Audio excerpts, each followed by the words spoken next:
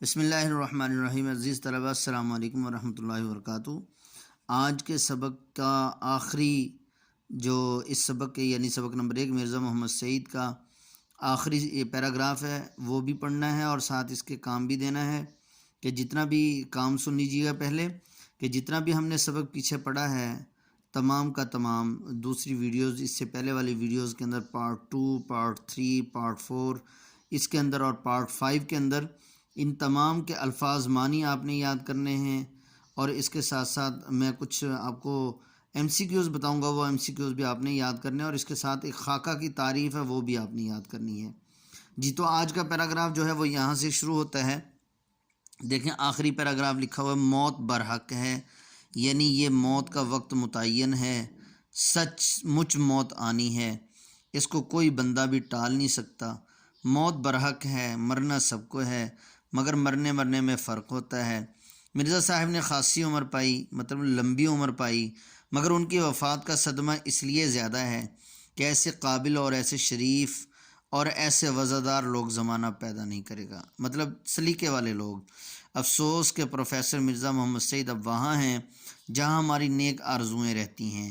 ایسی جامع العلوم ہستی سے محروم ہونے کا ہمیں جتنا بھی غم ہو کم ہے۔ جامع العلوم، علوم کو جمع کرنے والی، مطلب اردو لٹریچر سے متعلق جتنے بھی علوم تھے ان کے مرزا محمد سعید ان کو اپنے اندر سموئے ہوئے تھے اور ان کے اندر جو ہے وہ یوں سمجھ لیجئے کہ ان جیسا آدمی اس زمانے کے اعتبار سے نہیں تھا۔ اور پھر مرزا محمد سعید جو تھے وہ اردو ادب کے اعتبار سے ہر چیز میں بہت بڑے ماہر آدمی تھے، اس اعتبار سے یہ جامع العلوم ہوئے۔ اب کہاں لوگ اس طبیعت کے، دیکھیں جی یہ سبق ختم ہوا اور اس سبق کو لیا گیا ہے، یہ سبق ماخوذ ہے، یہ اس سبق کا ماخذ گنجینہ گوہر ہے۔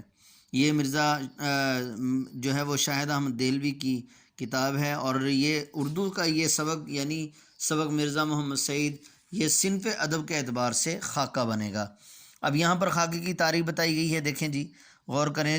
پہلے سبق کے آخر کے اندر خاکہ کسی شخص کی زندگی کے کچھ پہلوؤں کو اس طرح نمایاں کرنا کہ اس کا تعارف بھی ہو جائے مگر اس کی سوانح نہ ہو، یعنی اس کے مکمل طور پر حالات زندگی نہ ہوں کہ ہر بات کو بیان کیا جائے، لیکن یہ کہ اس کا تعارف ضرور کروایا جائے، کچھ پہلوؤں کو تذکرہ کر دیا جائے۔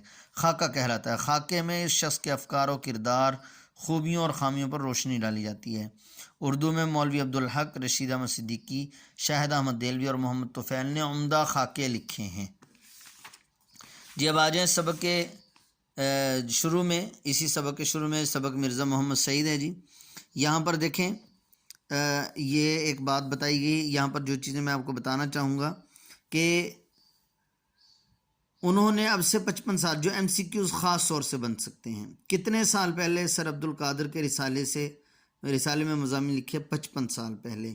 کس کا رسالہ تھا؟ سر عبدالقادر کا۔ کون سا رسالہ تھا؟ مخزن۔ اب سر عبدالقادر کون ہے؟ ان کا یہ مختصر تعارف آ گیا ہے۔ یہ چیزیں ایم سی کیوز بن سکتی ہیں۔ جی یہاں پر ایک جگہ پر یہ پہلا جو ہے وہ ناول لکھا، وہ کون سا لکھا ہے؟ یہ مرزا محمد سعید نے یہ لکھا ہوا، دیکھیں ذرا غور کریں۔ پہلا ناول یاسمین، دوسرا ناول خواب ہستی، اسی کے بالکل نیچے لکھا ہوا ہے۔ اب یہ دونوں طرح سے ایم سی کیوز بن سکتے ہیں کہ یاسمین مرزا محمد سعید کا کون سا ناول ہے، اور اسی طرح یہ بھی آ سکتا ہے کہ خواب ہستی مرزا محمد سعید کا کون سا ناول ہے۔ جی جس وقت وہ پبلشر جو ہے وہ کہاں سے آیا تھا جس نے مرزا محمد سعید سے ناول لکھوانا چاہا، تو وہ لکھا ہوا ہے جی لاہور سے آیا تھا۔ کس شہر میں؟ دلی میں آیا تھا۔ کیوں آیا تھا؟ ناول لکھوانے۔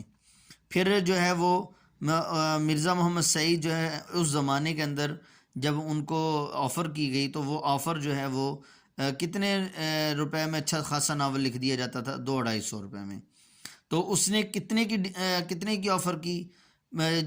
جو مرزا محمد سعید کو آفر کرنا چاہ رہا تھا 1000 روپے کی آفر کی۔ یہ دیکھیں یہ لکھا ہوا ہے 1000 روپیہ دیں گے تو وہ کیوں نہیں لکھیں گے، تو 1000 کی آفر کی۔ تو مرزا محمد سعید نے کیا کہا کہ 5000 یا 10,000 دیں گے تب بھی میں یہ کام نہیں کروں گا، کتنے منٹ پہلو بدل کر رخصت چاہیے؟ 2-4 منٹ۔ یہ دیکھیں یہ سارے کے سارے MCQs بن سکتے ہیں۔ مذہب یہ سوال بھی ہے مذہب اور باطنیت کا۔ جی آگے سر سید احمد خان اور منشی ذکاء اللہ، پروفیسر تاجور نجیب آبادی، یہ سارے کا سارا یہ دیکھیں یہ یہاں پہ لکھا ہوا ہے، یہ سارا ان کا تعارف لکھا ہوا ہے۔ یہ تعارف بھی آپ نے یاد کرنا ہے، کسی بھی طرح سے یہ MCQs بن سکتے ہیں۔ اسی طرح جو ہے وہ کون سے سال میں مرزا محمد سعید نے علی گڑھ کالج میں پڑھایا؟ علی گڑھ میں پڑھایا جی 1906 اور 7 میں، 1906 اور 7 میں۔ جی اس کے بعد جو ہے یہ دیکھیں اس سے آگے